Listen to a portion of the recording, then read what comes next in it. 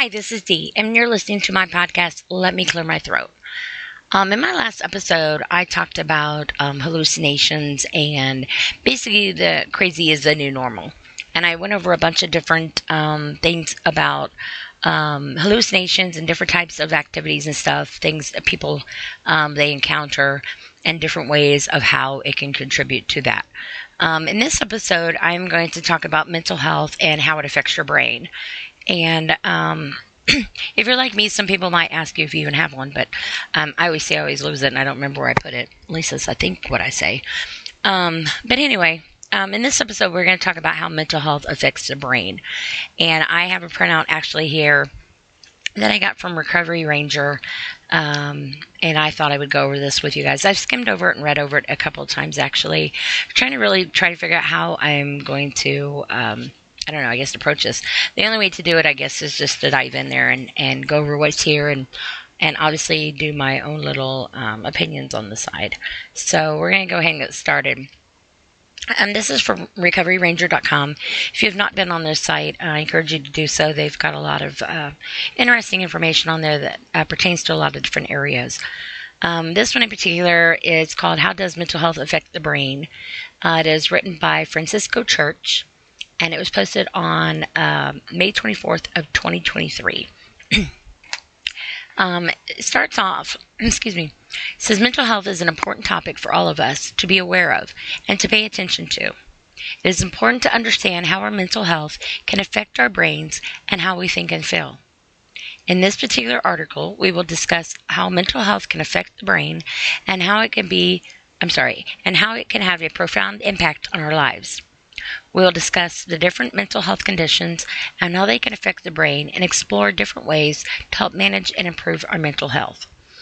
And I, of all people, like I said, I usually say that I lost my brain. I don't know where where I put it, or I wouldn't, have my head if it wasn't attached to me, and all those other things. But in all fairness, mental health is very, very vital to survival. It really is.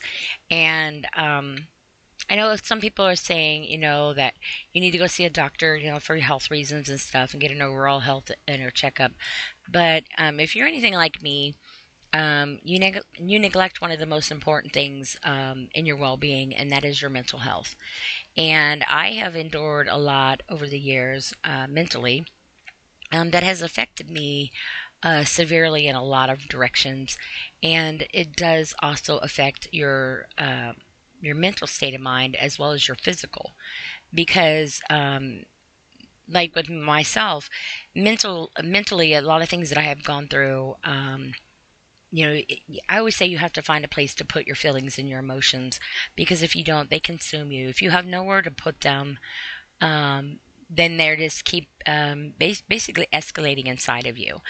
And if it's a place that's not a positive outlet per se, then that actually just kind of leans into a domino effect, just basically ricocheting off of different encounters. So say like if you try to find ways to cope and it's not is what is necessarily, a positive direction, maybe you'll get into drugs or alcohol, or you'll start smoking cigarettes, or maybe become a kleptomaniac, or maybe you might get a gambling addiction, whatever the case may be. And that might not necessarily be a healthy choice to put your emotions and your feelings. And so then that overtakes you at a totally different end. And it can have an effect on your mental well-being on top of. But also, too, if you have physical problems and you are putting, say, on certain types of medication, this, too, can also have an effect on your mental stability and also, too, on how you interact with things. Because some drugs, prescription or non, obviously have side effects. And they have a lot of different counteractions with different things. And this in itself can be a big effect on your brain and your mental stability. As like I went over in my last episode, there's some medications and stuff that cause, hallucinations and auditory or, visionary or whatever the case may be. And some of it actually stems to medication. Sometimes it might stem to a variety of different underlying health conditions that say one may not even know they have. And it has nothing necessarily to do even with the abuse of drugs or alcohol. I know some people, I believe, have a misconception of wanting to blame everything on drugs and alcohol, and everything has to be related to that, has pertained to that, and all honesty, that's not fair. It's really not, because there are people that, and I say this with respect, are functioning drug and alcoholics, and then there are some, obviously, that unfortunately it's different. And I say functioning as some medications,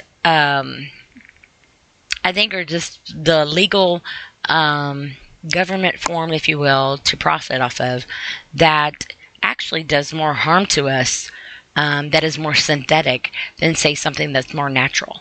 And the government, as long as they have their hands in it to be able to obtain something from it, for their own self-well-being and profit, if you will, they would rather something synthetic be sold over the counter, that has additives and who knows what out of the lab, than to have something that's more naturally grown that, God has put here on earth. And if the government can't have their hands on that and be able to profit off of it, then automatically it's illegal and it's wrong. But if you want to make a synthetic thing in the lab and let them be able to take taxes off of it and profit of it, then all of a sudden that synthetic item is more better for you. And in fact, it's really quite, I believe, the opposite. Because when you get something that's synthetic, or something that is maneuvered or just however messed with, that is not necessarily what it was. It's not healthy. So when you put things in there that are synthetic and things that are made up and processed, or trying to experiment with trying to put different ingredients in there, you have no idea really on what effect that is really going to have on you. And if you have additional, say, medication or over-the-counter vitamins or herbs, or even just, a cold remedy or whatever, or even just your natural immune system. You might have an immune system that is more sensitive, that maybe might not be able to handle some of the ingredients that are made into that synthetic product. Even like with medications and stuff, some medications have certain types of ingredients that one may have an allergy to. And, some might have a counteraction to something. And all of this basically, in a nutshell, it's obviously going to affect your brain. Because whenever you take something that is, anything really that's outside of your body norm, anything that your body does not naturally produce on its own, is a foreign object in your body. And that particular object will obviously have an effect on your brain in some shape or form. Whether or not it's just a smidge of one, maybe you might not even notice, or maybe it might be something very counteractive to where I need to sit down, or I need to lay down, or I'm not feeling right, your eyes get all loopy and whatever, or you get lightheaded, or maybe you just get a really bad headache, or just whatever the case may be. And it might not even necessarily go into your head. Your brain functions your whole body, and your brain has to tell your body what to do.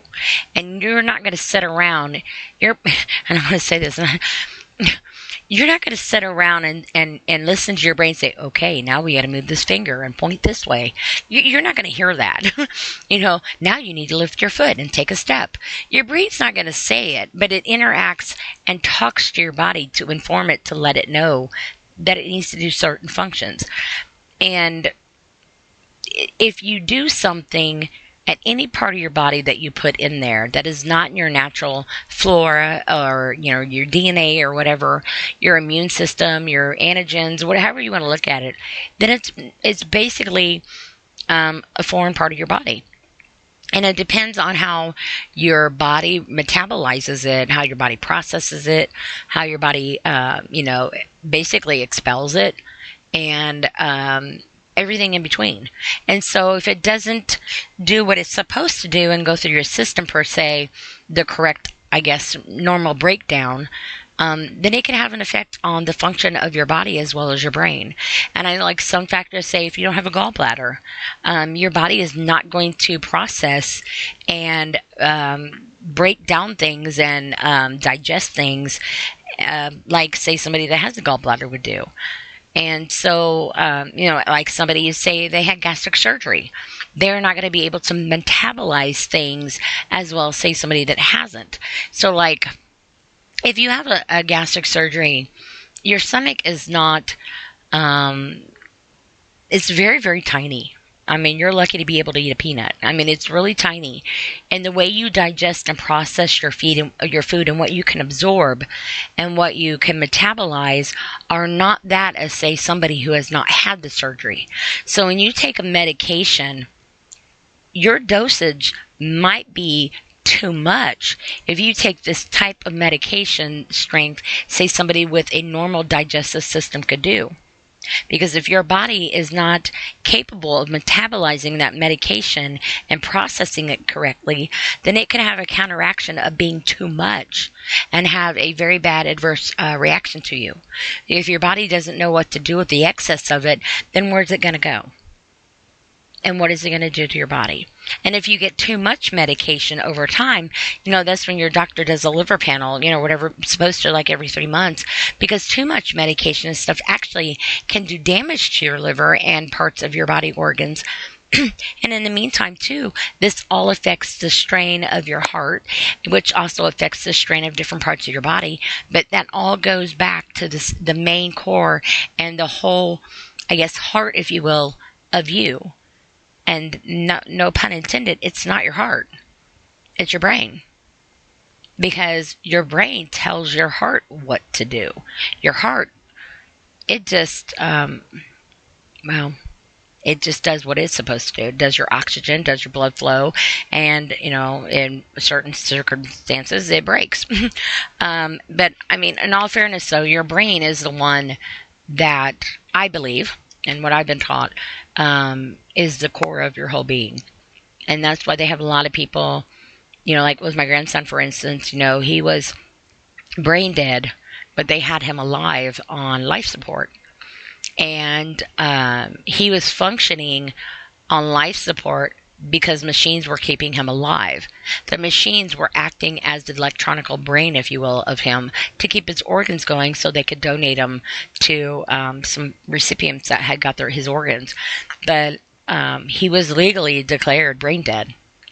So obviously, once that happens, it pretty much starts breaking down from there. So all effects of things that you do, I believe, stem back to your brain. So it's very important not only to do a physical wellness, but it really needs to be about your mental health as well. There's a lot of factors on taking care of yourself, and I, for one, have been guilty about it.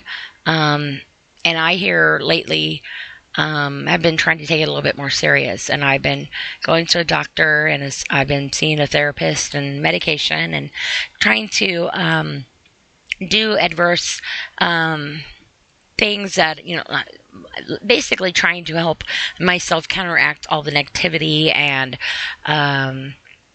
the wrong direction, I guess you could say, of my mental health, and trying to redirect it in a positive manner. And I feel like I've accomplished a lot within the last year or two, but I know I still got a long way to go. And I will continue to the best of my ability to maintain and keep going with my mental health, evaluation and stuff, because it's never going to stop, And I used to joke, say, about the time I get my life together, I'll die. But, I don't think we're ever going to get our lives together. There's always going to be something. Something's always going to change. But trying to stay within our minds in a healthy manner, then feeling like we're a prisoner in our mind, is something that I'm learning how to switch with myself.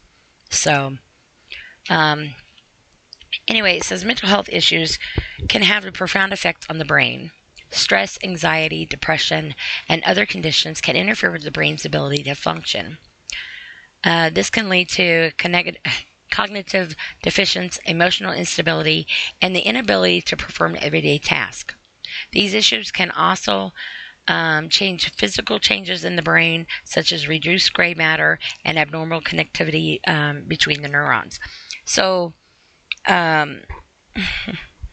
basically, the gray matter and stuff like that. You got your brain basically just kind of, I don't want to say floats, but you get fluid and stuff in there, and dura matter and all that stuff. I know I used to clean crime scenes and stuff for a living quite a few years back now, but that was always something, that we would always talk about when you would have some type of scene to clean up.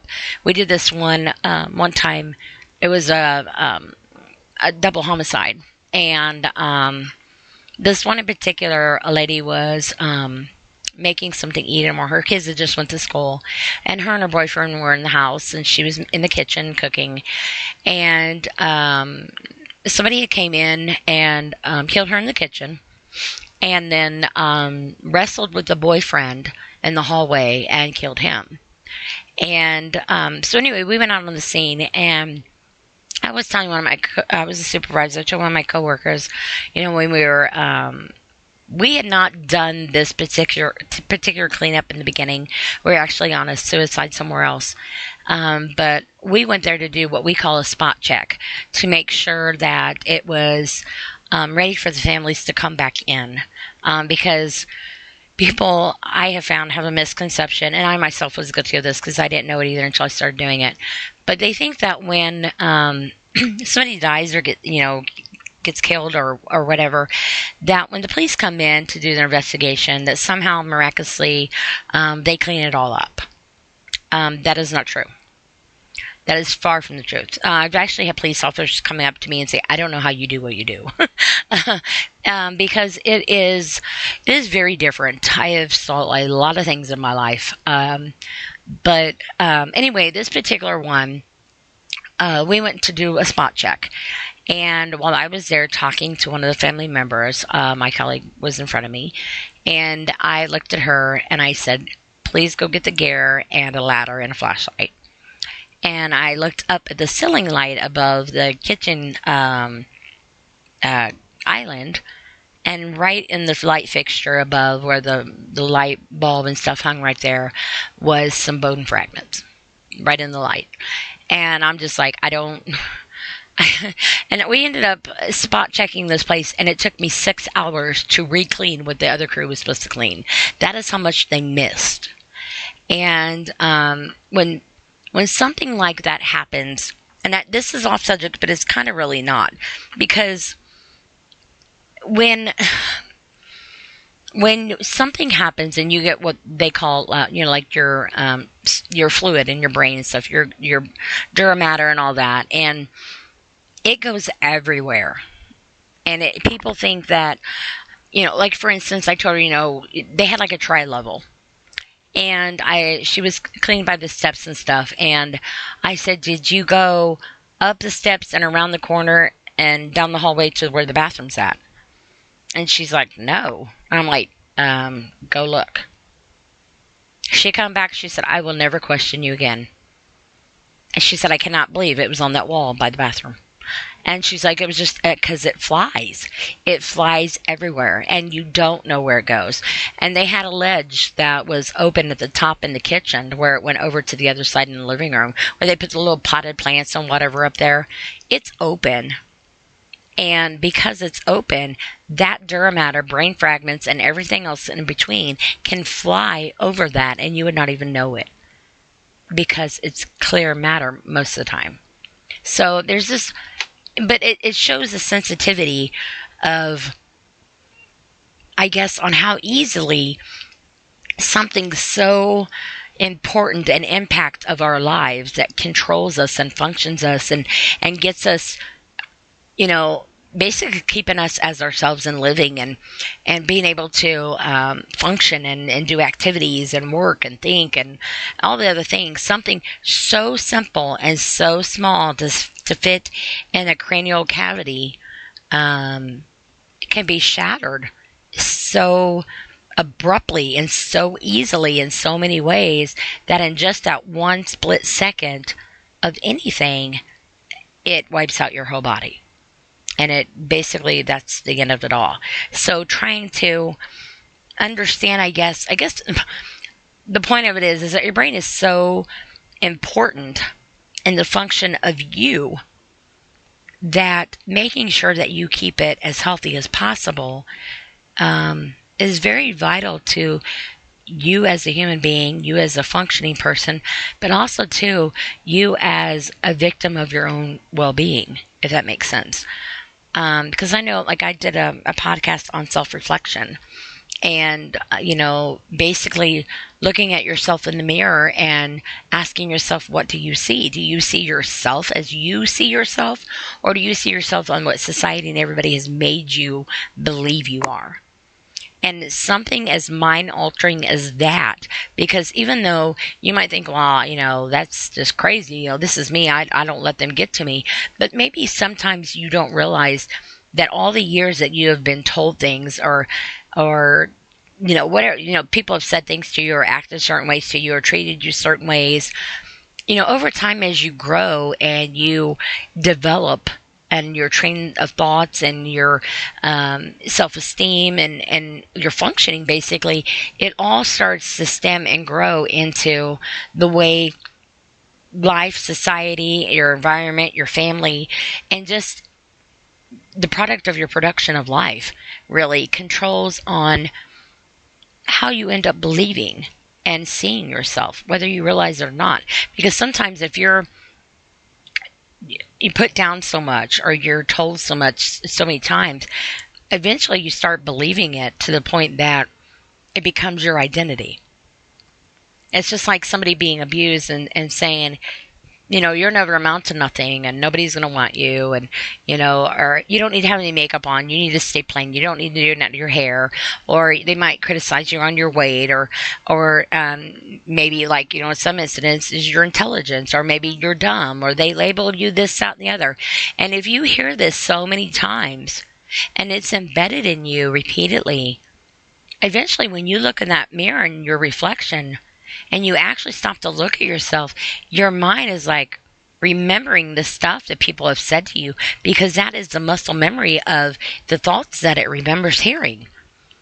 And when it's not necessarily something that you're telling it to hear, it's a matter of what other people have been saying in your ear, and your brain is going, oh yeah, I remember that.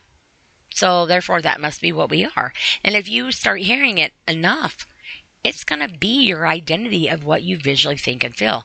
And then that's when your self-esteem becomes the size of nothing, because your self-esteem is what everybody else has made it be. And trying to rebuild yourself to believe in yourself and care about yourself and love yourself and have a positive reflection of not seeing yourself in the way society is thinking that you should be. Maybe you're a few pounds overweight. So what? That doesn't mean that you're fat, obese. And I mean, they've got models out there that you can probably count their ribs on. And if, they might bend over a certain way and like, oh my gosh, you're so fat. And that is what's wrong with this world. And that is, who are you to tell me what I am supposed to be? Where in here is it chiseled in the fact of life, of well-being, and to walk this earth, that you are the one that has that ability and that judgment of this is the way it is? If I'm going to look at you and I think, oh, I don't think that you should color your hair, that, multicolored hair should be banned and you shouldn't be able to get a job if you got multicolored hair, or maybe tattoos or piercings, or maybe maybe a guy wants to wear nail polish or makeup, or maybe he wants to wear the color purple, or or he wants to wear a shawl. Does that mean that he's a certain type of breed per se, if you want to call it that? No. It's a person that is expressing themselves on how they feel. And just because society has deemed it into everybody's head that this is what's, should be and what's not, what it was socially, I guess, correct, if you will. Who the hell are we? Who am I to sit here and tell somebody that they can't have multicolored hair, tattoos, and piercings, wear a shawl and paint their nails and put some makeup on and maybe wear some heels? Who the hell am I? That's not my business. That's that person living their life. Maybe they're living the best years of their life. Why? Because they feel good about themselves. They are mentally confident in themselves. And how dare we as society to take that from them? Who are we? If a guy wants to go out and get a manicure and a pedicure and whatever, just, because, hey, who doesn't like to be pampered? Or maybe they're doing it with their significant other because, I don't know, and honestly, I think that's cute. And heaven help you if you got a beard. I mean, seriously, my props to you. But does that make him not be able to grip a tackle box or, a toolbox? No. I mean, it's just somebody that's living their life, what makes them happy. And when it gets to the point where somebody embeds in them that is socially unacceptable, it does something to a person. I've saw and witnessed little kids before that might have the most coolest, crazy looking outfit on, and they're so proud of it, and they just want to wear this everywhere, and it can take one person to make fun of them, to say something to them, and that's where it starts. We have so many bullies out there that want to sit here and manipulate and make fun of people and just be cruel. And just because they're kids that grown up into adults doesn't mean that it stops. Bullying has no age restriction. And being vindictive and malicious and judgmental and all that stuff, it does something to a person. There are so many people that have died or have committed suicide or have attempted to because of depression, because of low self-esteem, because of being made fun of, whatever the contribution was. And it stems back to the mental health of themselves. And that stems all on how their brain has been able to cope and function with all of the negativity and pain that it has had to process. And if it doesn't have a place to go and process, if you will, in a positive manner, more so than a negative, what's it going to do? It's going to overwhelm that human being. And if that person doesn't know how to intervene it, know how to counteract it, know what to do with it, it could cost that person their life. And that's very vital. It's bottom line. Anyway, the role of mental health and brain health. Mental health plays a major role in the overall health and functioning of the brain. The brain is the control center for the body, and it relies on good mental health and remain healthy and functioning properly. Mental health can be affected by a number of different factors, including genetics, environmental factors, lifestyle choices, and various medical conditions. When the mental health of an individual is not optimal, the brain can be adversely impacted as a result. Now, there are people... I'm just going to say this bluntly. There are people out in this world that are assholes.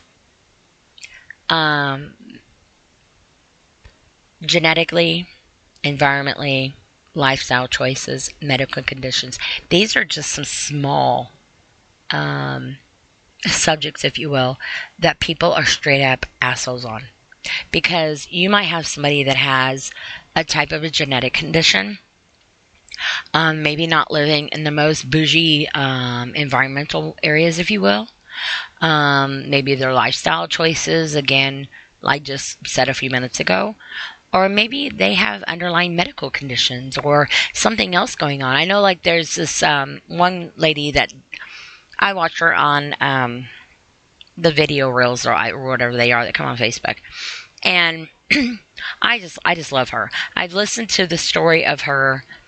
She's a very heavy-set woman, and she's an amazing dancer. And her name is Lizzie. I don't know if anybody's followed her on there. And she has a medical condition that makes her not be able to lose weight. And she loves to dance. and she's a very good dancer. I enjoy watching her, but she has endured so much heartache and negativity over her lifetime because of her medical condition, and people passing judgment on her because I guess you have to be an ideal weight, I guess, to be able to dance. I mean, I love to dance, and it's like, I'm not a size 0, so does that mean I shouldn't dance? And if somebody, there's people that are in wheelchairs and stuff, they love to dance, but because they're in their wheelchair, they shouldn't dance, or they, somebody who has the genetics, my granddaughter has Down syndrome. So is somebody, is she supposed to be stupid, or the lovely word that I cannot stand, and it's a big, major bad word, retarded? Because why? There needs to be more people like her, and, people that are, as society deems, I don't know, misfitted into the world, if you will, put it politely. There needs to be more of them in the world than the assholes that judge them and think that society needs to change the way they like things. Because I guarantee that somebody that is in a hard-knock neighborhood probably has more heart to give somebody and more understanding than somebody who was basically born with a silver spoon in their mouth. And I'm saying that duly respectively, because I know every situation is different. Don't get me wrong. But when you don't have much, or if you have something and you lose everything, you appreciate things a lot differently.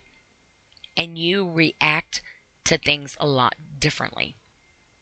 Because your perception on what is valuable is not necessarily that of what other people might say is valuable. And when you're in an upbringing and you're in a way of an area, if you will, that is not as, what's the word I'm looking for? There's not as much availability of resources that are compatibly fair in comparison to other areas. So their availability of things that are necessary to the growth and their foundation, and things that are equally available and justifiably, useful, or might be restricted in certain areas, and that's not fair. I don't understand why certain areas have certain available resources and functions or activities, or certain schools have certain, curriculum that is at this level and not this level. When I went to, years ago, when I was in elementary school, the school I went to, I had changed schools, and when I was in 6th grade, for the first time in my life ever, I went to public school. And I was in 6th grade, and it was like 3 months left into the year. And I was bused very far away from home. And I went from a country school to the hood. And what I was doing in 6th grade in that public school, I did like in 4th grade at my country school. And I was just like so flabbergasted on how different the education level was. And I'm not downplaying anybody at all in public school.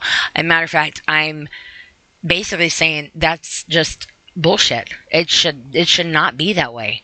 When you have an education on somebody, and you want a certain curriculum and certain protocol and whatever, it needs to be across the board. You should not be able to cut off resources based off zip code, and then have the nerve and the audacity to judge somebody because they didn't have the availability as, say, somebody else did. And when they are not given the same opportunities and resource availability, what the heck do you expect? You know what they do? They survive and they figure it out on their own. If they even know to. And that's not downplaying them and insulting them. It's because how do you know how to do something or know something is available when you don't know? I mean, if you don't know, you don't know. And so how can you go and be like, oh yeah, well, I'm going to teach myself this because I know they do this in this school, in this neighborhood or whatever. And so I'm going to go and just, self-teach myself. How are you going to know that? For one, are you even going to know, say, where that neighborhood's at? No, not necessarily. But you should not have to go and fight for resources in your neighborhood when they come so easily without even a second thought to another neighborhood. That's not right. And as a whole, in people that grow up in such a restricted environment, that can have a very negative and influential impact on them. You get people that are basically surviving on the streets and people that are surviving in life to do what they need to do to be able to get through life, provide for their family, survive their mind, or maybe even be in situations where they get caught up with the wrong groups. Or maybe they have a broken family and so they're out there doing making a family with their buddies. And maybe it's not the most healthiest per se, but what is healthy? Because you can have somebody that's in a very, very fancy neighborhood, have all the resources and things available to you, but you don't utilize them, or if you utilize them, you take it for granted. So really, what is it doing? You're wasting it. You think that doesn't deserve to go on somebody that actually would be appreciative and take it seriously? It does something to a person. And then we want to categorize people and define them. That's the problem with society. We're so busy wanting to put post-it notes and identify people that we're forgetting to see that they're actually human beings. And that identification is just solely they're a person. But we're so keen of trying to judge everybody and mess with everybody's self-esteem and their ability that we want to put freaking post-it notes on everybody and say, okay, this one's this, this, and this. This is what's wrong with you. You go stand over here. And you're this, this, and this. You go over there. And then, you need to go over that one because you got this. But that's not right. That's not right at all. And that does something to a person.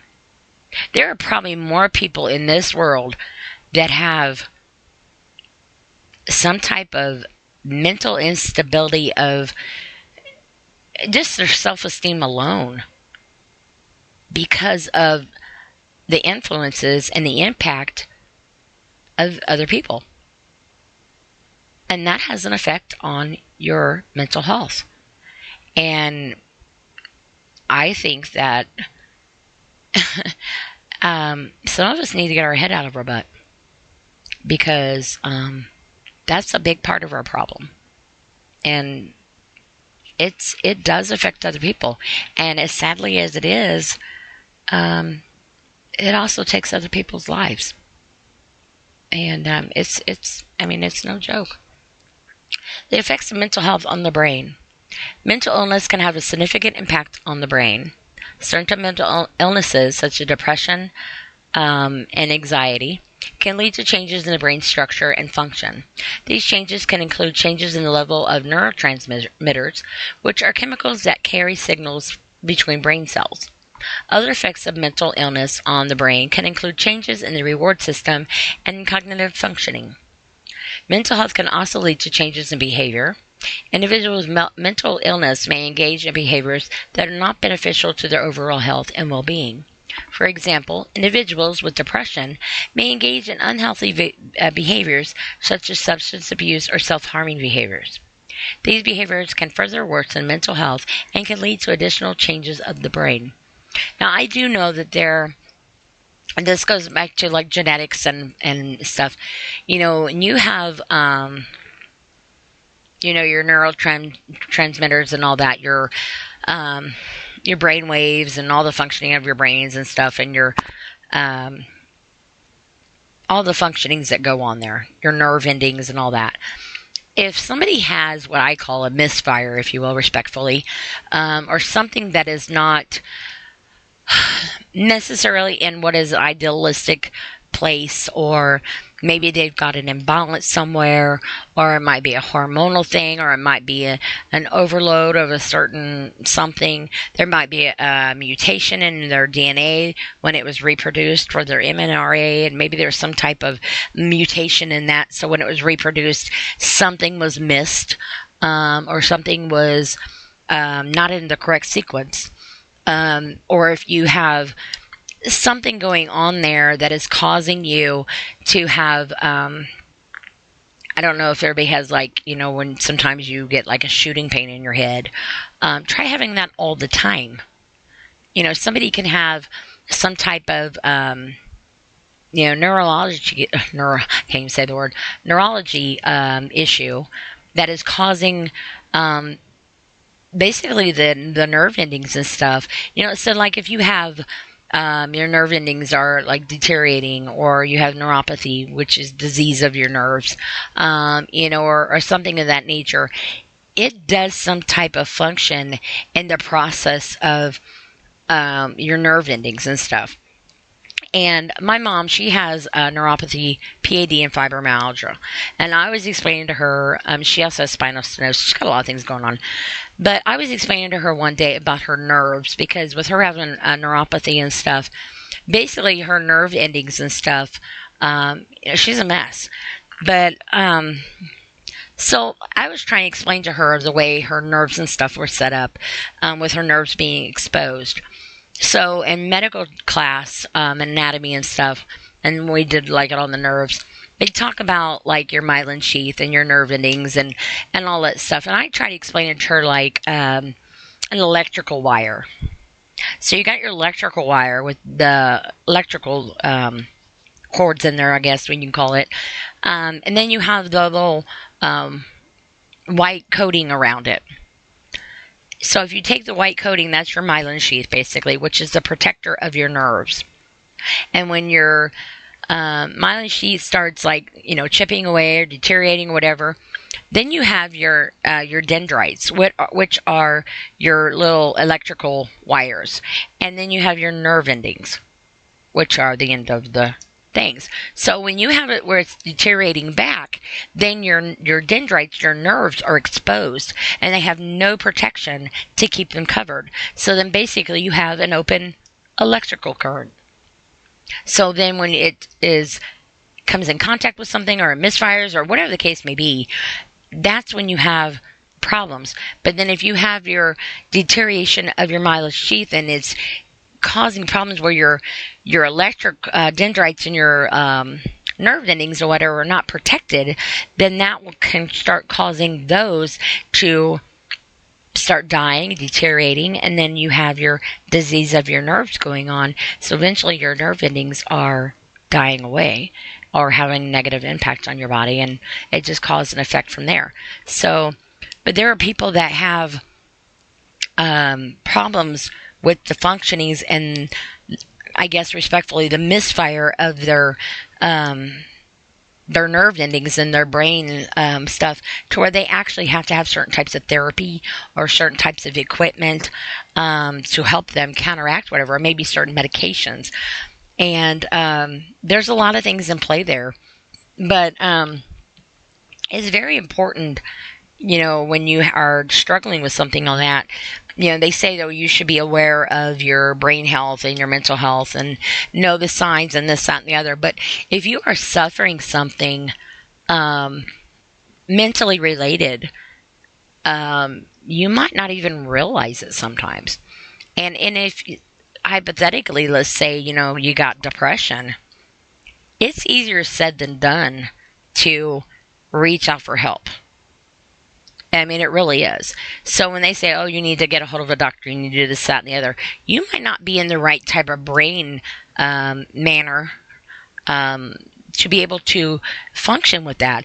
When you're severely depressed, even getting up to take a shower, you might as well be walking 10 miles, backwards. In the opposite direction, because it's close to impossible sometimes to do. And it's just not that simple. And people are like, oh, hey, you need me or whatever, let me know, reach out to me, or whatever. And yeah, that is awesome. But when you are in a different state of mind, that's not always rational. And I have talked this before, because I have been in that situation, and very deeply. And I have been teaching myself, when I'm in my right state of mind, per se, as well as that can be explained, to learn how to come up with coping mechanisms to be able to counteract my anxiety, my panic attacks, whatever it is, to calm myself down.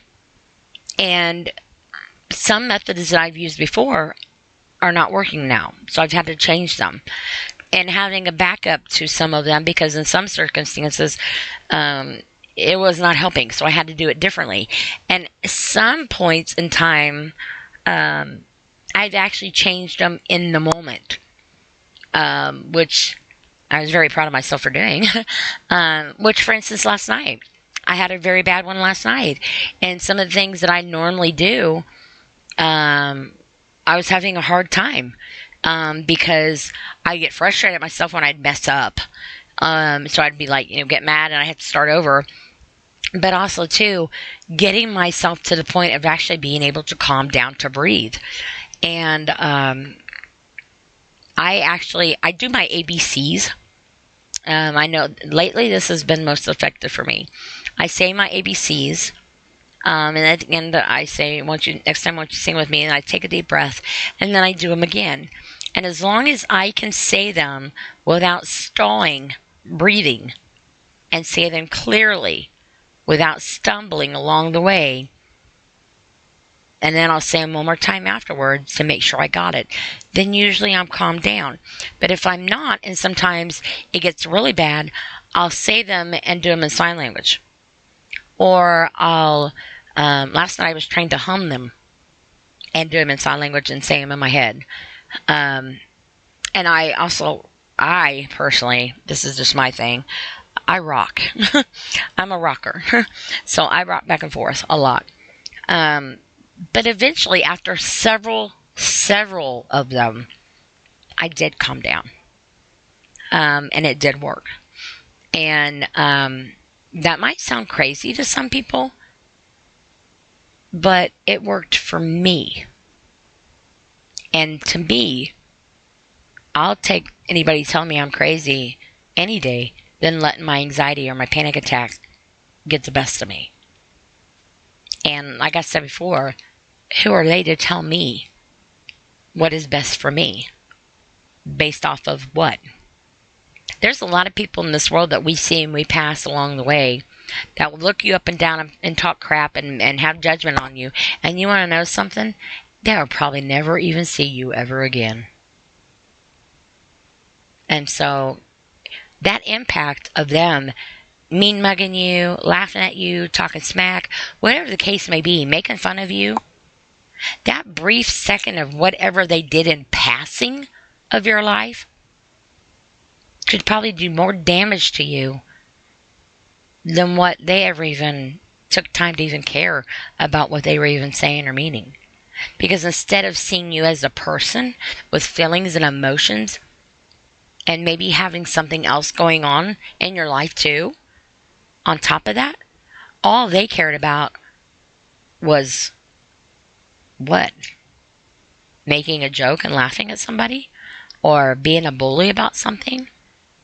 So their happiness and pleasing of degrading another human being was worth what to them? To you, it probably was worth everything. And you will probably never see that person ever again. But yet they impacted your life so bad that it actually left a mental scar on you. And that is what's wrong with us as a society. We need to start looking at each other as a reflection of opposite of what we do. I mean, and I'm not saying everybody's like this, but and maybe sometimes we are, and it's not intentionally. We're not looking to try to hurt anybody. But But we really need to stop and try to really think about the impact that we have on each other, because we are supposed to be in this as a group, as a whole.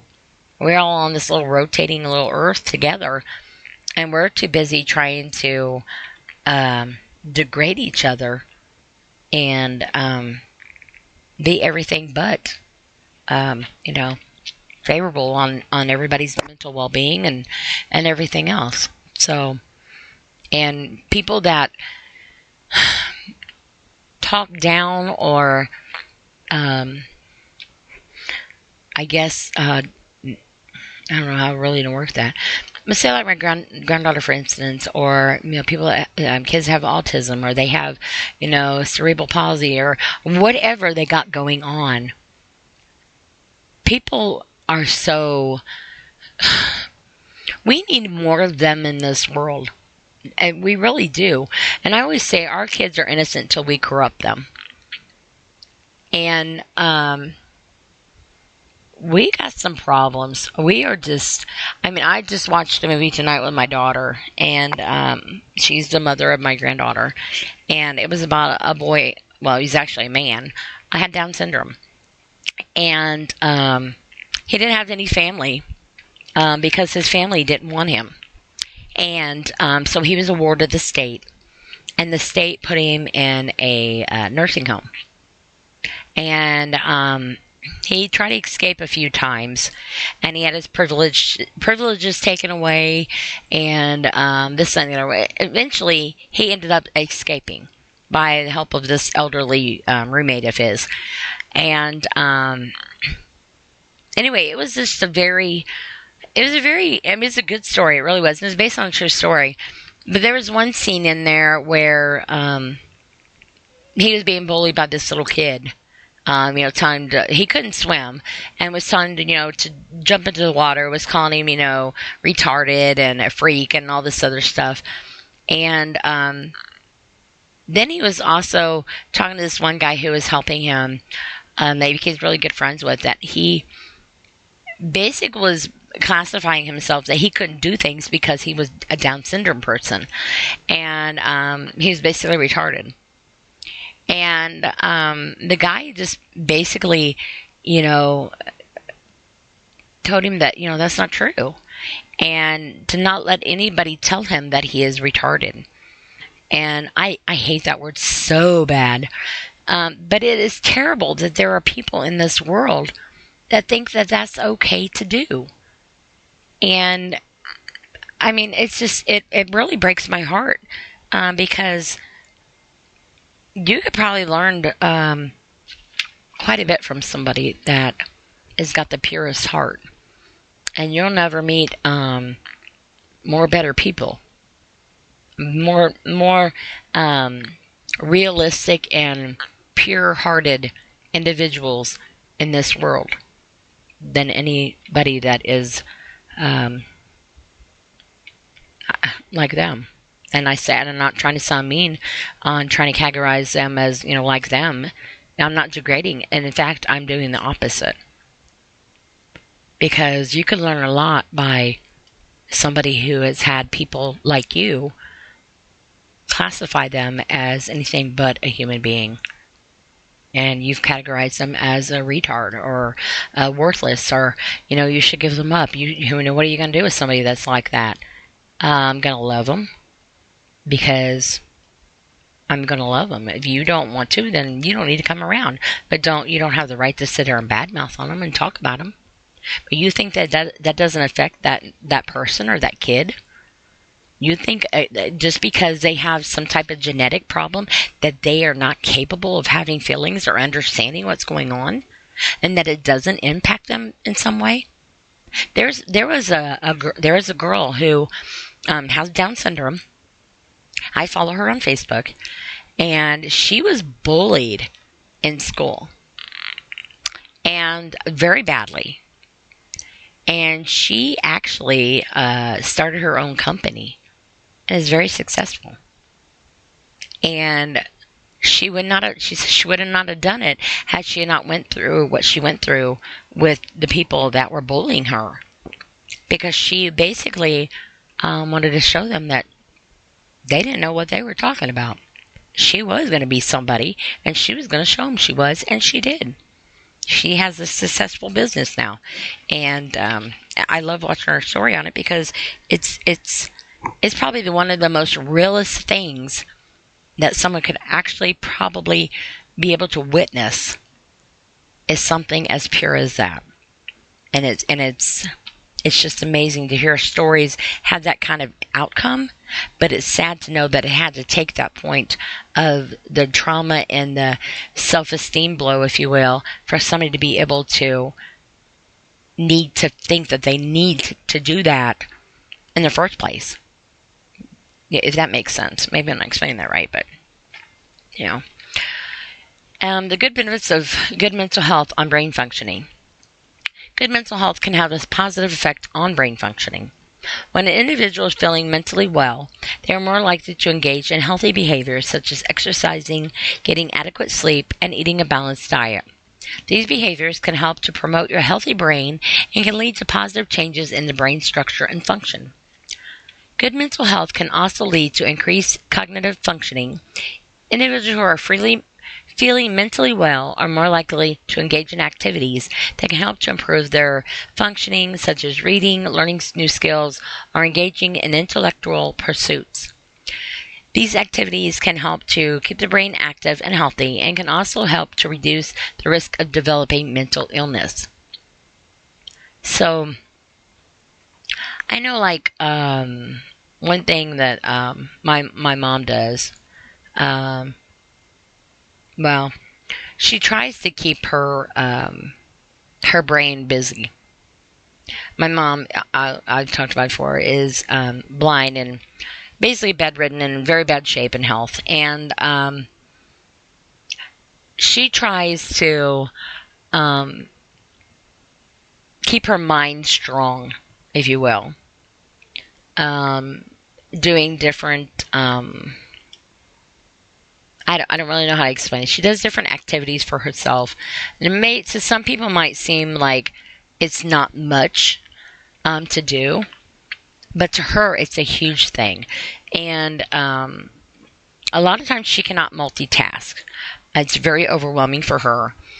Changes, she's not very good with changes anymore. Before, when we were younger, you come home and you never knew where the couch was going to be. The living room was rearranged all the time. So she definitely did changes in the younger days. But now everything has to be exactly where it's been since the beginning of time. And there are to be no changes. You know, she can't function that way. Even if she doesn't go in the room or even use whatever it is, the fact that that's the way it was, just the knowledge of knowing that it hasn't been changed is what she needs. Now, whether or not she ever knows differently, that's a different story.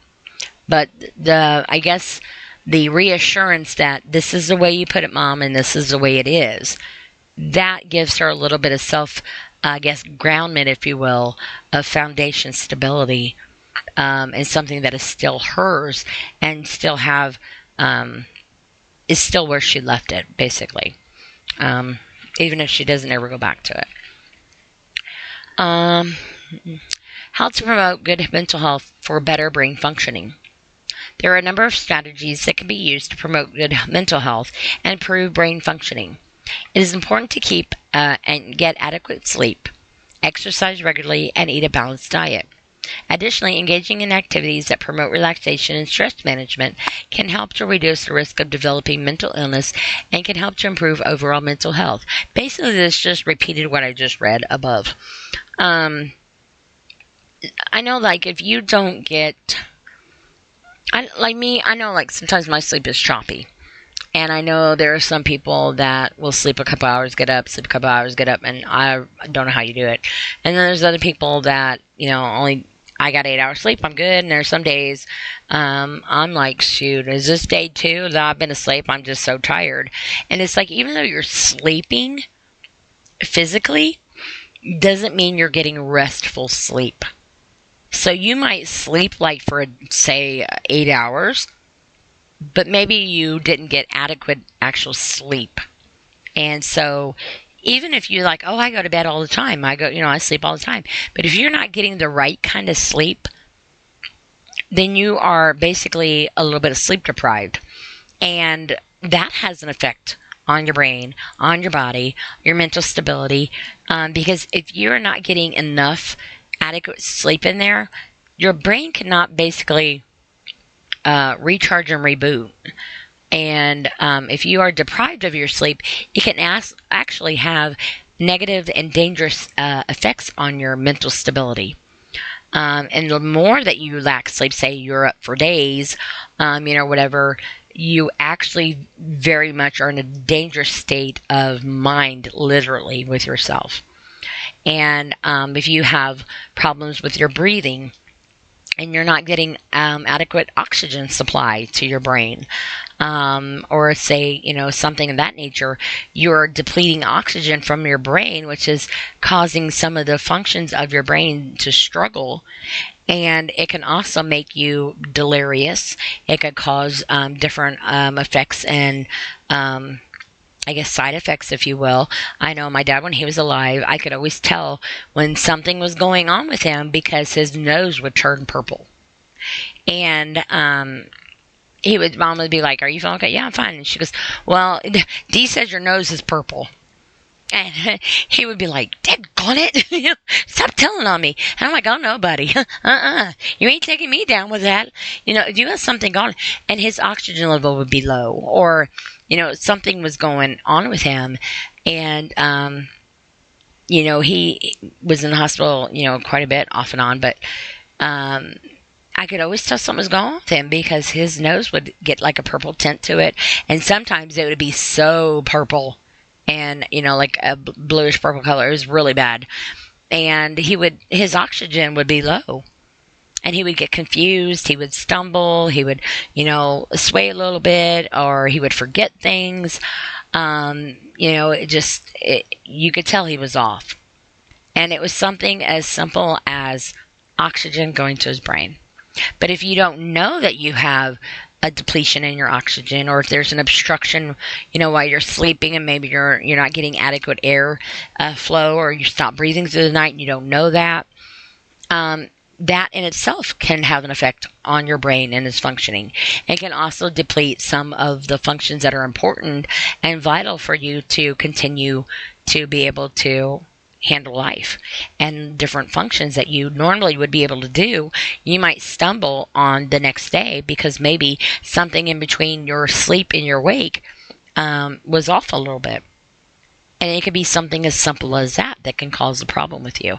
And it's not all the time necessarily related to anxiety, depression, or mental health per se. It could be something as simple as inadequate sleep, causing different types of functions and stuff not to be able to, your brain needs to rest, and it needs to be able to reboot, per se, basically.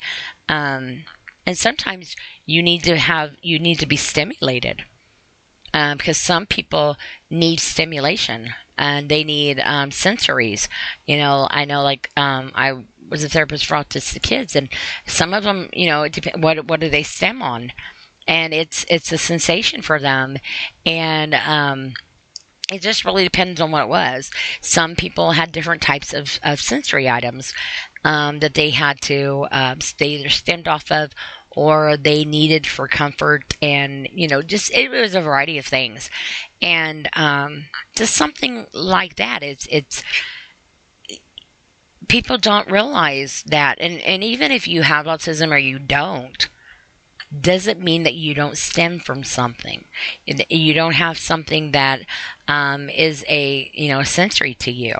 I know, like, some people play with them fidgets.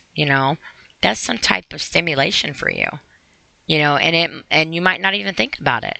Like, I have I went and bought this ring, and I wear on my finger, and it says "I am enough" on it, and it's a spinner. And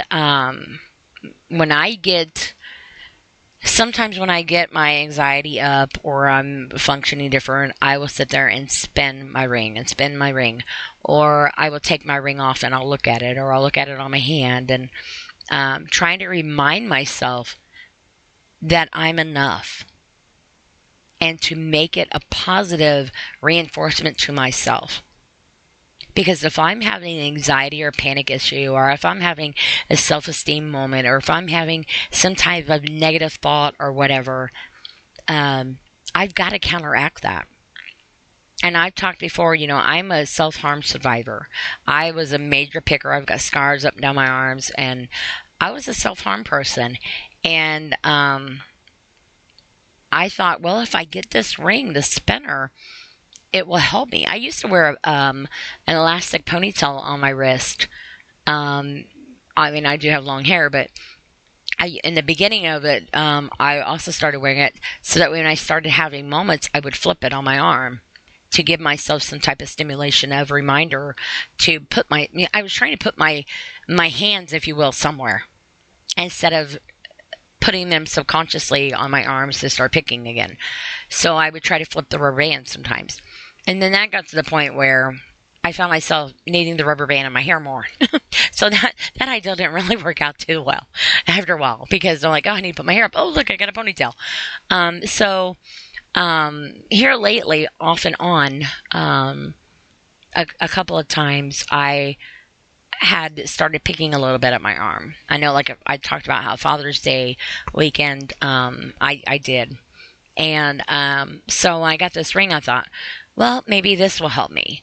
So when I start to get my mind going somewhere or something, I will try to redirect it so I'm not, going there and picking at my arms or something. And it helps me to, I guess it's my little finger fidget, if you will. I haven't had it very long, but it helps me sometimes. But it's little things that you try to think about to try to help you, because you have to find ways in order to protect yourself sometimes from yourself, based off of the repercussions of how other people have made you feel about yourself and deal with yourself and think of yourself. And all the times you've sat and looked at yourself negatively, you need to try to find ways to counteract that with a positive. And I've talked about that with myself, where I'm trying to remind myself positive things about me. Because for every negative thing I got on me, I'm trying to find something good in it. Because I don't want to believe that I'm a mentally unfit piece of shit, like I've been told I am. Or I'm, this, that, or the other. Or, I've been made fun of pretty much my whole life. And it has taken a toll on me. It has. And I am trying very hard, very adamantly, to counteract all that negative pain that I have endured, that has basically been the makeup of my foundation of my well-being. And I'm trying to, I guess you can say, give myself a makeover, but doing it the way I want to see myself. And I'm trying to find, I guess you could say, the right look, the right contour, if you will, because I know I'm going to I know I'm not going to be, let me say this, that's not, I don't want to say it with the negative. I pray that I'm not going to fall into the darkness of the negativity of society and my well-being as I have in the past. And so I try adamantly to redirect myself when I start to. And I'm like, I'm so stupid, or I'll say something negative, and I'll be like, no, you're not stupid. Maybe you just made a bad decision, or maybe you need to look at it this way, and I try to redirect myself to have a counter reaction of the negativity in my mind, so that way it helps to put a Band-Aid, if you will, on the damaged part of my mental stability, to hopefully at some point in time, when I take that Band-Aid off, per se, that part of my mental health, if you will will be healed. And even though it may have a scar, I'll be able to live with that scar without it, basically taking my life away. If that makes sense. It does to me, but then again, that's my head. But let's see, how to promote good mental health for better brain functioning. There are a number of strategies that can be done to promote good mental health. See, this basically repeats the above. Okay, this repeats the above. We're moving on from that one because that just basically says the same thing. So basically, it's also important to engage in meaningful social activities. Connecting with others and forming meaningful relationships can help to promote better mental health and can also help to improve overall brain functioning. Finally, it is important to seek professional help if needed. Mental health professionals can help to identify and address any underlying mental health issues that can provide individuals with the tools and the resources needed to improve their mental health. Obviously, human interaction is very important.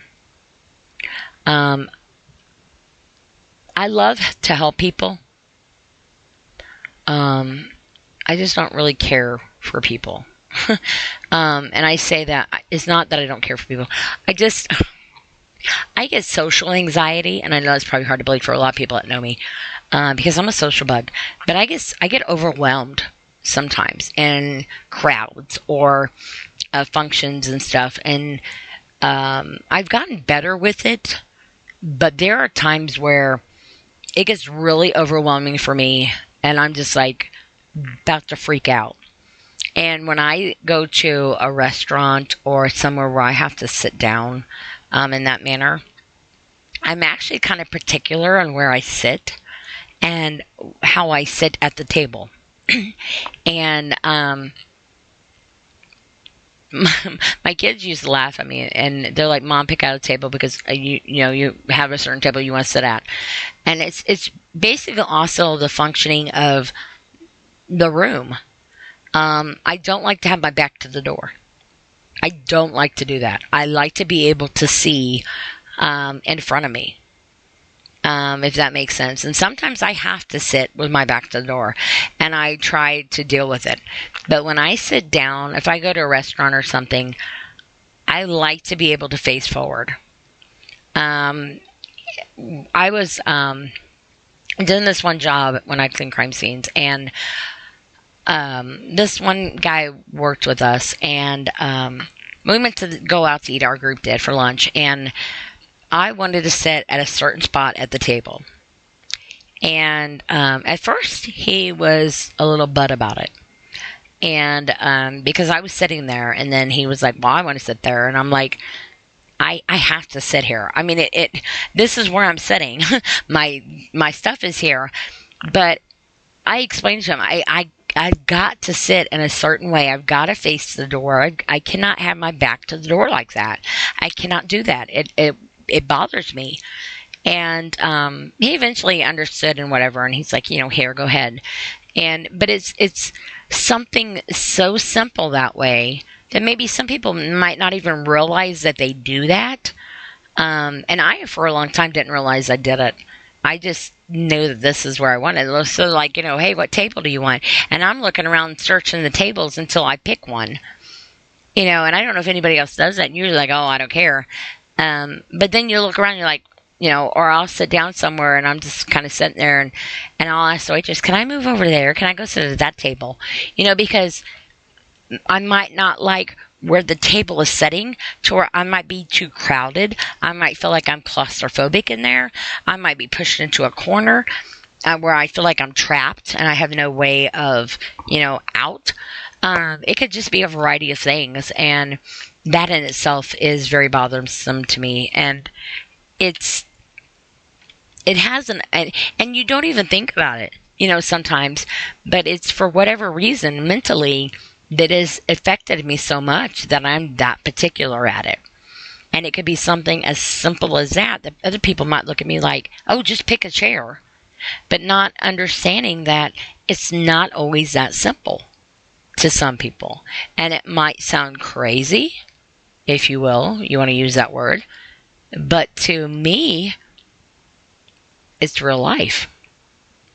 And so just because it may seem crazy to somebody else doesn't mean that it's vital to another person.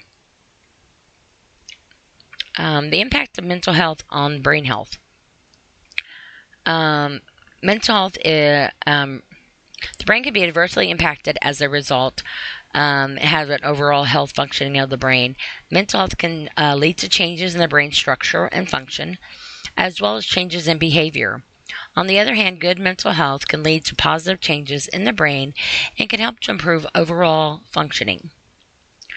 Promoting good mental health for better brain functioning. Basically, it's just saying, hey, have some good health.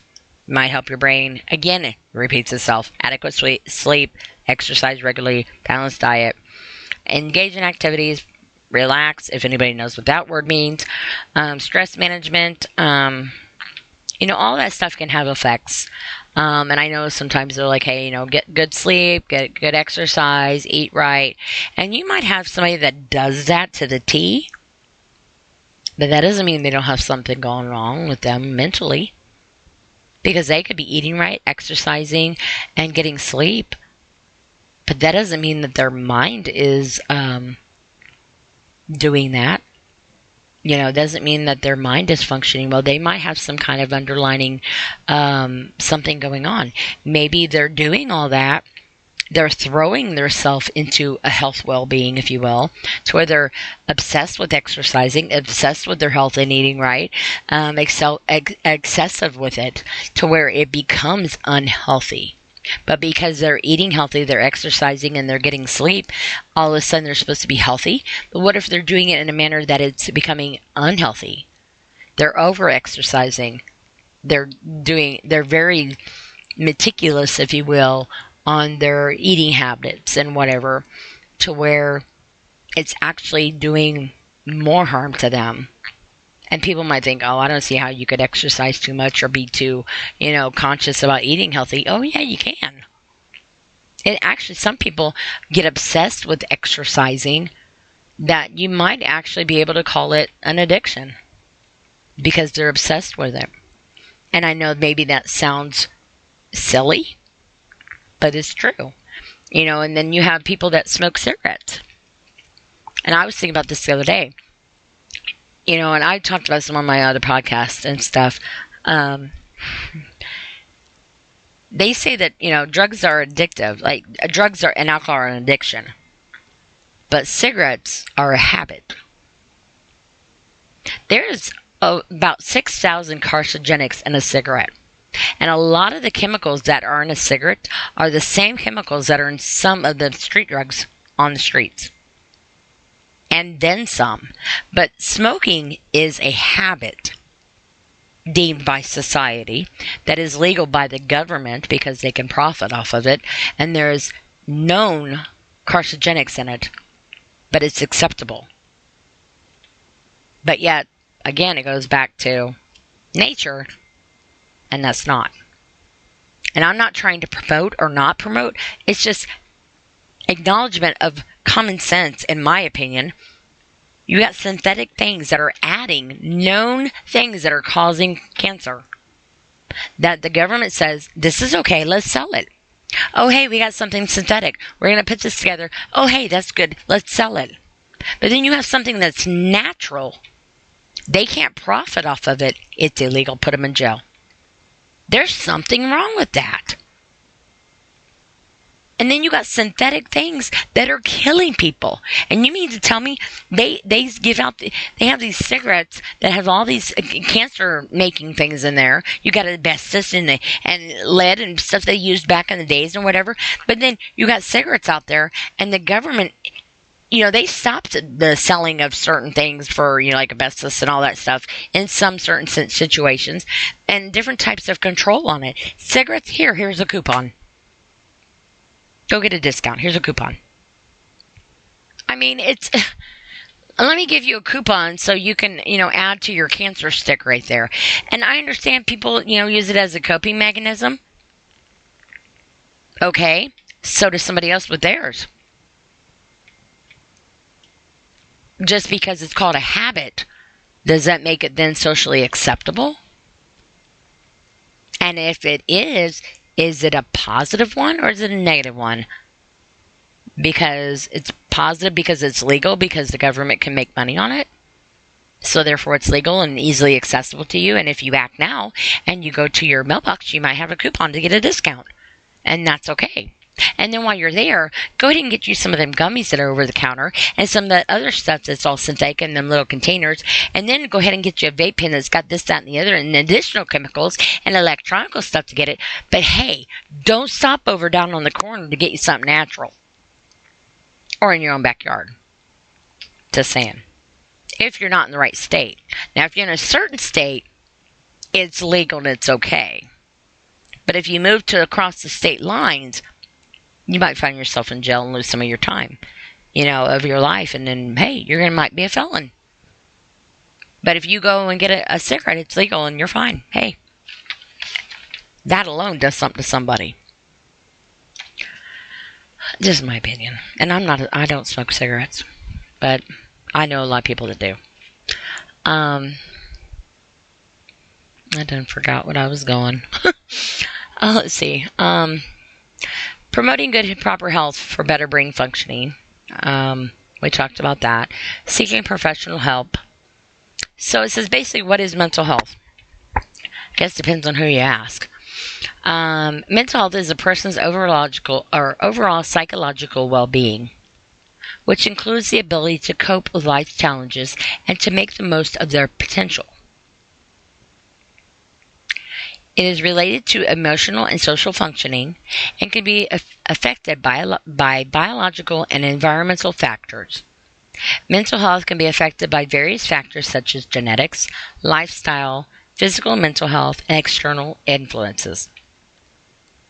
Mental health can affect the way people think, the way they feel, and they behave. And it can also affect their ability to cope with stress and handle difficult situations and enjoy life. Now, I know that, some people find positive comfort in certain things. And I say this with respect because I, too, am in some of the category. So, when I was a kid, back in the day, in school, we said the Pledge of Allegiance every morning. We stood up with the lights out before we went to lunch, and we had a moment of silence. And if you wanted to, you could pray. If not, then you were just quiet and respected others.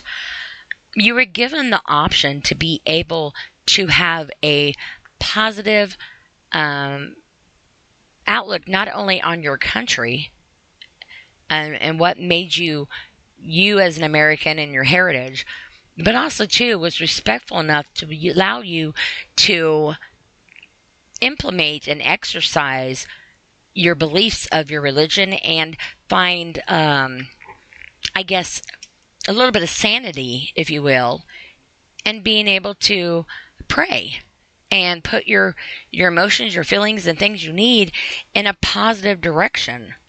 And then you have, I'm going to say it again, the government coming in and taking that away from us. And I say I'm a proud American, not because of our government, because of our men and women that are in the military. I am ashamed of our government. And I am very passionate on the military and the veterans, very much. But our government comes in and they take that out of our schools.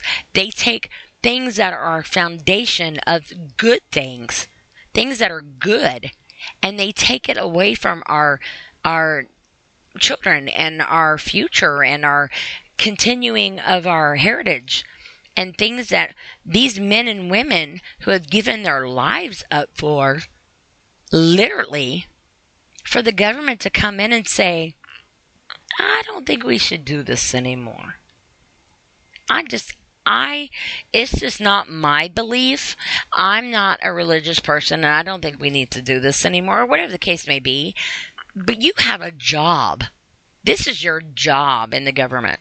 You get paid for your job to have an opinion, to whatever it is that you do. Make broken promises, whatever it is. That's your job. Your job affects my life and my livelihood. And if you're going to go and take out things that are positive reinforcements and positive direction in my livelihood, how is that acceptable? Because when you clock out at the end of the day, my life is still going on. If I'm clocking out of my life, I'm gone. I'm dead. But until then, don't make your job cost me my life. That's just pretty much what it is. And you're going to sit here and take, God out of the school and all this stuff, but then you're going to have, and God we trust, and, one nation under God, and things that make us an American. And that's hypocritical. And I am very ashamed and appalled, actually, at our government, thinking that, hey, they have the right to represent me that way. I don't, that's just not cool. And that in itself messes with somebody, because here you are, you're very appreciative on your heritage, your nationality, your genetics, your physical attributes, whatever it is. You should be proud of who you are. And if you're an American, or if you're in any other country or whatever, you should be allowed to be able to be proud on you, on who you are, your heritage, and everything that makes you you. And the sad thing of it is that your government is speaking for you. Your government is dictating who you are, how you're supposed to act, the way you're supposed to be, what is acceptable, what's not acceptable.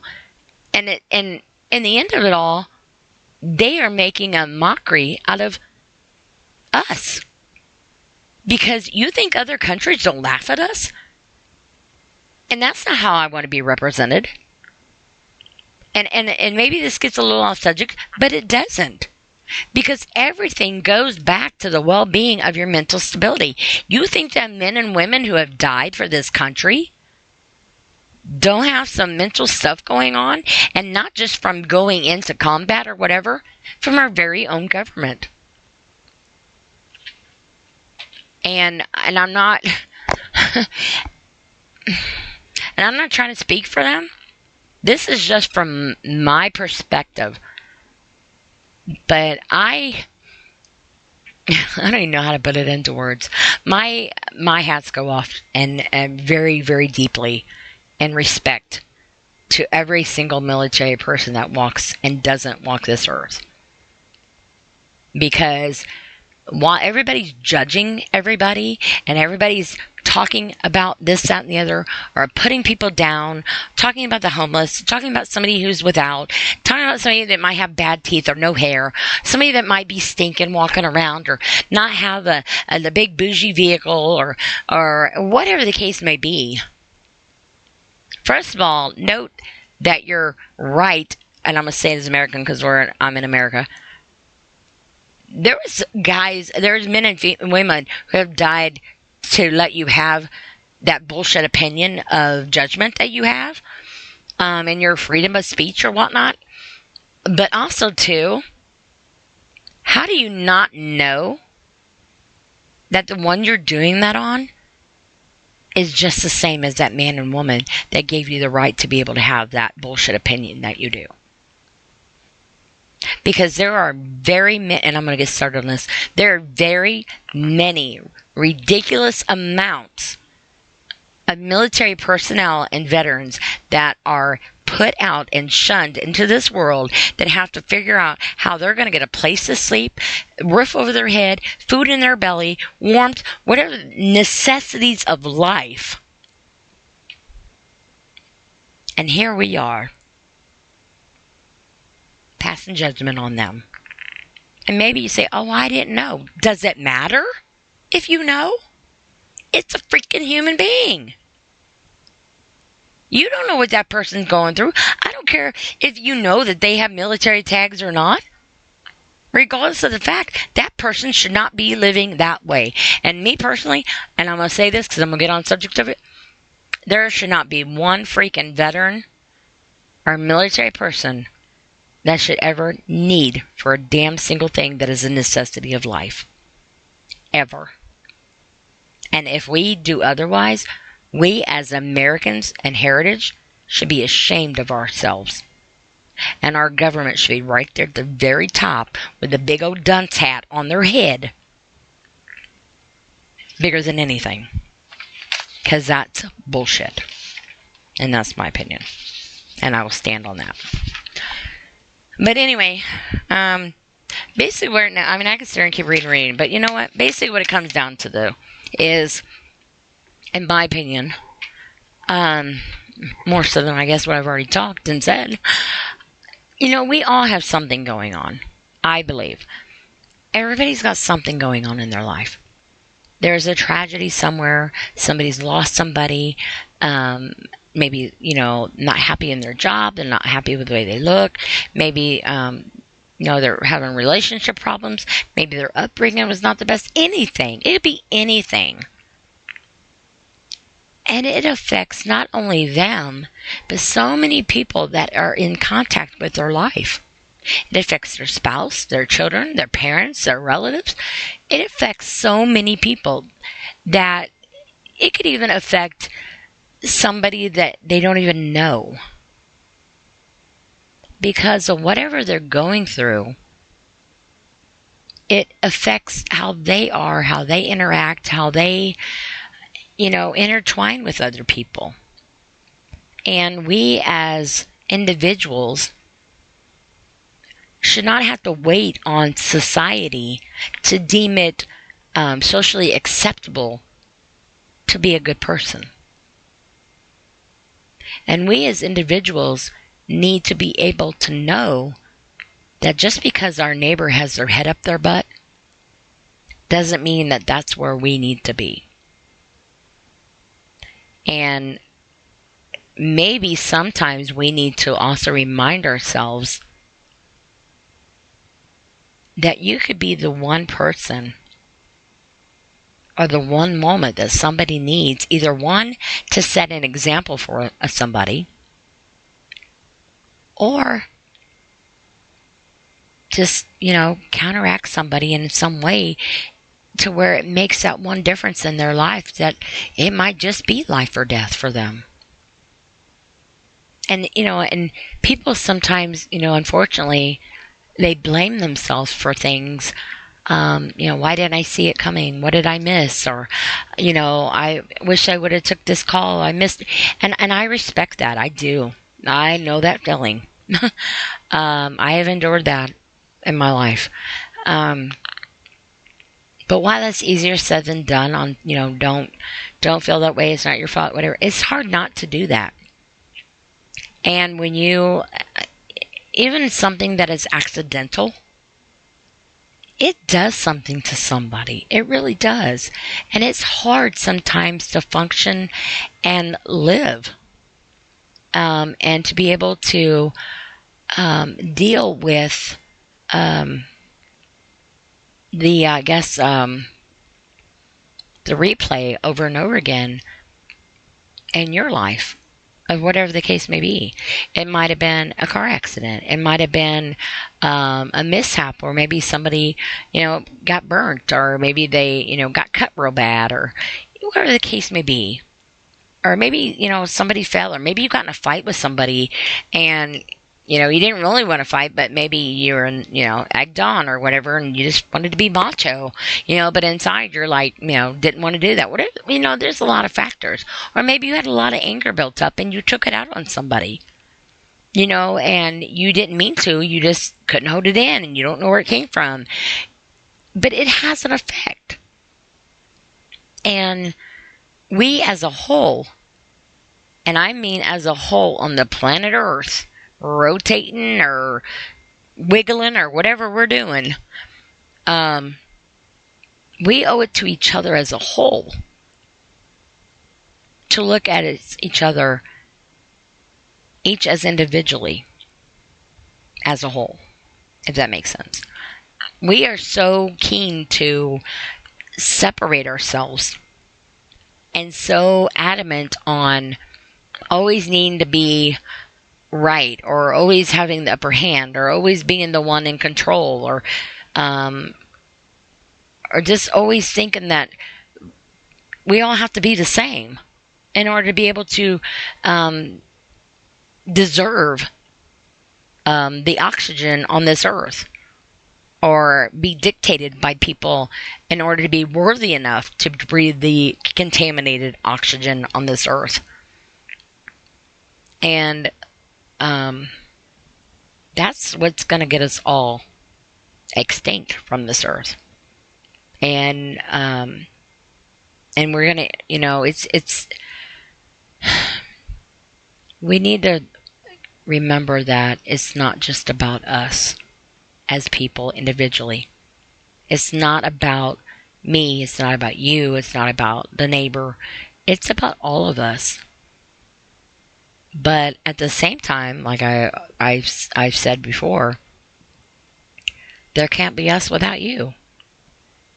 So we have to also individually look at each other and reflect on ourselves. But take that reflection as a positive direction, and hope that it's enough to be able to make a difference, not only in your well-being, but maybe somebody else's as well. Because you might be teaching yourself something to handle yourself positively, that you can reflect it to somebody else that might be what they need. And it might not be exactly the same way you're doing it per se, but maybe it helps to give them some of the roots of a direction that they can take and to grow what makes and helps them, if that makes any sense. Because we all do handle things differently. We all do have different opportunities and different availability of things. But at the same time, too, our mental stability sometimes also can have the consequences on everybody else's instability. So somebody else can be unstable on something, and it can actually be exactly the reflection you see in the mirror. And it can have a very, very negative and sometimes deadly impact on your own livelihood. Because sometimes, I always say, for every action there's a reaction. For every reaction there's a consequence. And sometimes that consequence isn't just your own. There are times when there's an action and a reaction, and the consequence falls on other people, because it ricochets so much and bounces back and forth that it leaves the consequences on other people, and it ends up costing them, and they weren't even the one that did the action. And sometimes that comes from instability of a mental situation, or whatever the case may be, and an unintentional direction that is out of their control. And it's out of their control just as much as it's out of yours. But it's still a mental, still has a mental effect on you.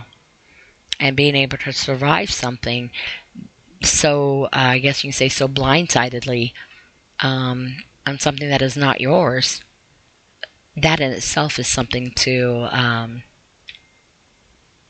accomplish and get through, and not even knowing where to begin with it. And there are times that you have to learn yourself.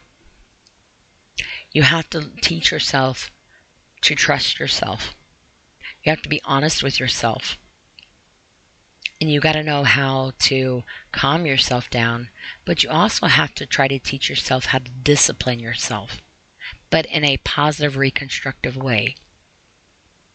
You have to be able to lean on you without pushing you down and accepting that you're down, and then stay there. And sometimes I say, I'm not going to go backwards. I'm not going to go backwards. I got to keep just going forward. I'm not going backwards. And then I thought, you know what? There's nothing wrong with going backwards. It depends on what you're going back to get.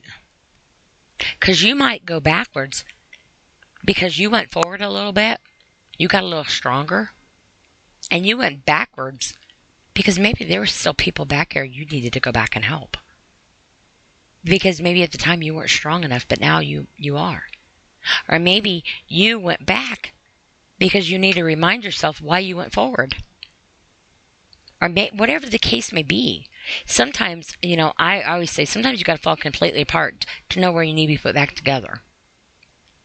Because if you fall completely apart, you can pick up what pieces, hopefully, respectfully, on what you want to put yourself back together to redo yourself and do it in a positive manner. Because evidently, whatever has been going on in your life that has put you in the situation to where you have been in the spot where dying or killing yourself or whatever the case may be, hibernating for the rest of your life, looked more appealing than living it.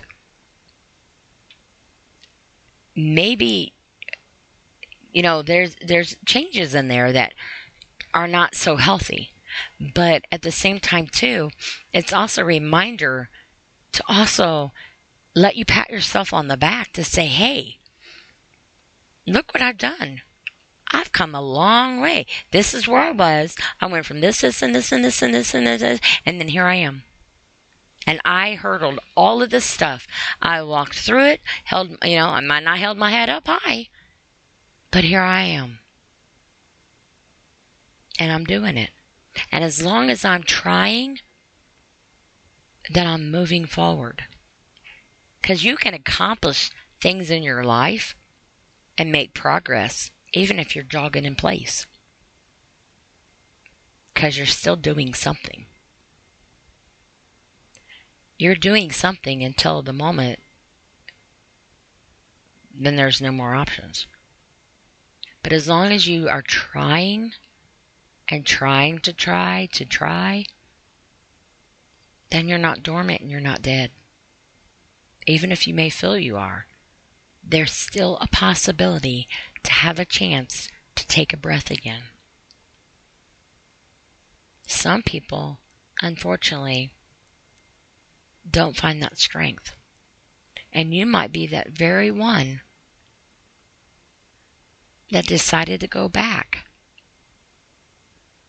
that made the difference in their life to go forward. And sometimes that is what it takes. And if you are not comfortable with going back, or you don't think you can, don't look at it as going back. Maybe you're going to sit down. Sit down and wait. But don't sit down too far to where you forget what you're waiting on. Remember to get back up. Take a break if you need to, but get back up. And maybe, just maybe, you might surprise yourself that when you turn around, what you thought you needed to go back for was looking for you. And there they are. And you didn't even know it. And if you are going through something and you don't know which freaking direction to go to, know you're not alone. Because it's not that easy. It's really not that easy. It's a whole nother level that people are not on, cannot relate to, because everybody is at their own level. Even if it's the same emotion, per se, it's not the same situation, because everybody handles everything differently. I used to always say, oh, I understand. Now I say, I respect the emotion, or I can understand that emotion.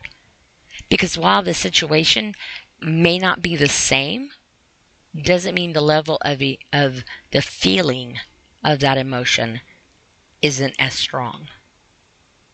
So you might not understand the situation, but you understand the level of the feeling behind it, because you can relate to the feeling.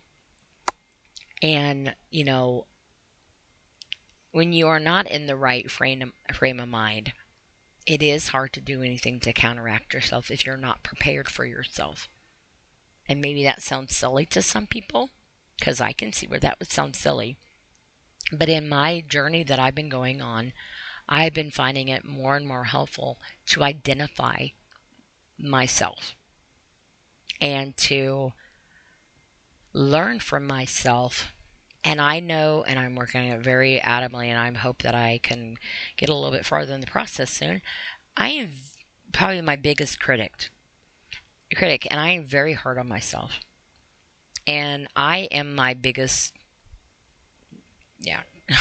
I'm my biggest problem, because I have so much to undo that it's hard for me to believe in myself, but it's also hard for me to ease up on myself, because I do push myself. I do expect, better of myself. And I do expect me to do certain things.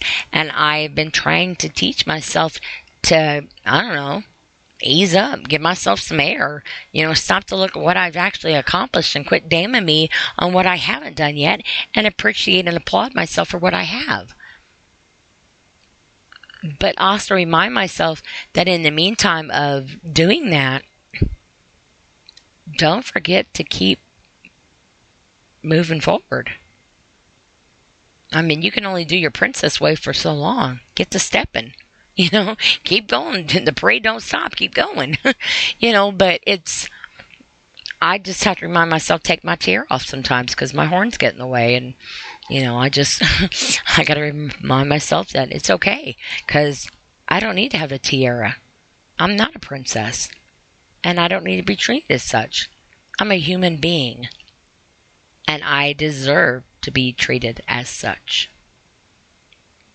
And that's the difference. I don't need the label.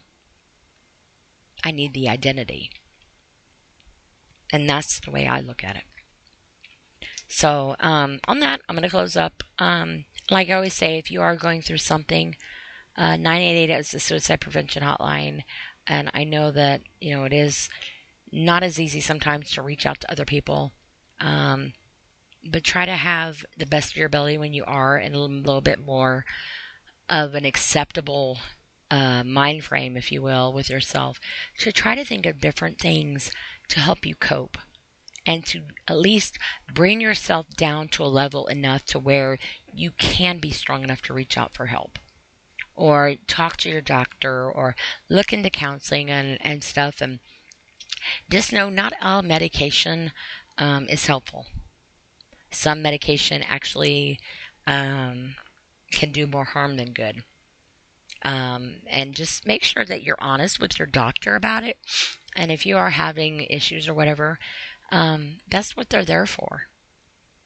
And your mental stability, your mental health is just as vital as your breathing. Because without that, your own oxygen will suffocate you and could be your biggest demise. So it's very, very important to take care of you. And on that, I'm going to wrap it up. And feel free to check out my other podcasts I have. And, reach out to other people that you think might be going through something. Or better yet, just, message somebody, be like, hey, just, want to say hi, thinking of you. Hope it's all going well. Or have a good day, or whatever, because we are so more apt to be text message bound than anything. So if you're going to be in that realm of that era, use it to the advantage of sending that simple text message that takes 2 seconds to say hi. Just wanted to let you know I was thinking of you and hope everything's going okay. It's that simple. And Hell, nowadays text messaging is so big that people are probably going to deliver their divorce papers through a text message, you know. But I'm just, or whatever. But we take a lot for granted. We really do, and it's a shame because we have so many great qualities as the, I guess I want to say older generations, if you will. We have so many qualities of good things and values that have been a part of our lives and heritage that we are taking for granted so much to the point where our future generation and our kids and grandkids won't even know that definition, because it won't be anywhere for them to know how to learn from it. And they're going to spend their lives either making up their own or cleaning up our messes. So there's got to be some type of give and take in there. But we need to remember not to be always taking. And a positive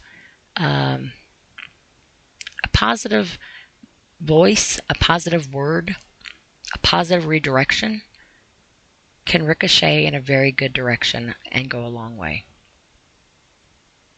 So on that, I'm going to close up, and I hope everybody has a safe and blessed night. And if you've given your time up to listen to me tonight or today or whatever it is time for you, thank you from the bottom of my heart, because like I always say, your time is the one thing in your life you can't get back. And if you shared it with me, then you have chosen to give that part of your life with me. And I am very, very blessed to have you be a part of my life. So hope everybody has a safe and blessed night. Take care of yourself. And remember, sometimes you don't need a mirror to see how beautiful you are. And you're not all the bad things people have made you feel. Good night.